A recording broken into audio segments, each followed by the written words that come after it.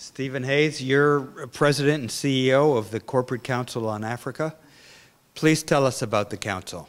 The Corporate Council on Africa is about 180 companies, a few nonprofits, but primarily for-profit, major corporations, small businesses, medium-sized businesses. Interesting, about equally represented among those 180 members, but the membership represents about 85 to 90% of all U.S. private investment in Africa. The reason for that, though, is because of key large corporations.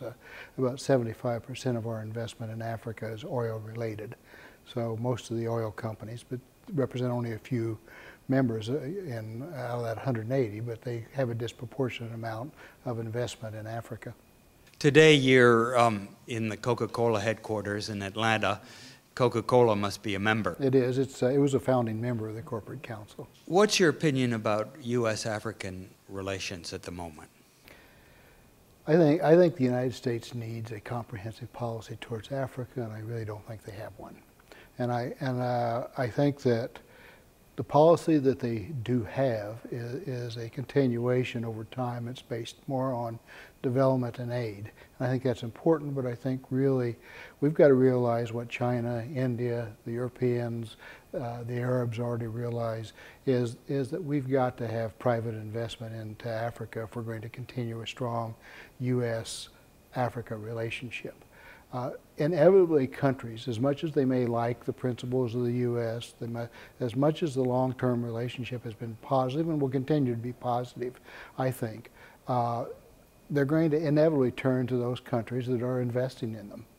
And right now, the United States needs to be investing more. I think that the administration needs to get behind the private sector, work more closely with the private sector on a comprehensive plan to how do we get U.S. invested in Africa far more than they are.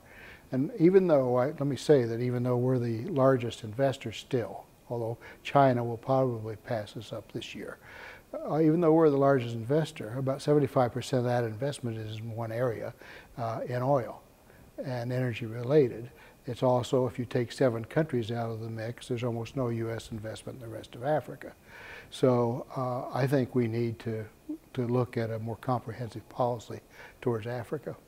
What do you think are the major inhibitors for U.S. companies?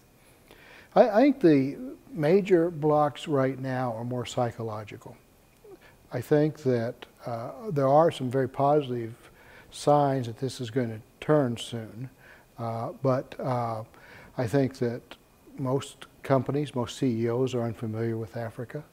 I think there's and the CEOs are, our major corporations are very much like a country. The top man ultimately makes the decision. So we've got to get more top-level leadership familiar with Africa, comfortable with Africa, because it's I think, an investment opportunity that we're going to miss out if we don't start moving over the next 2 to 3 years.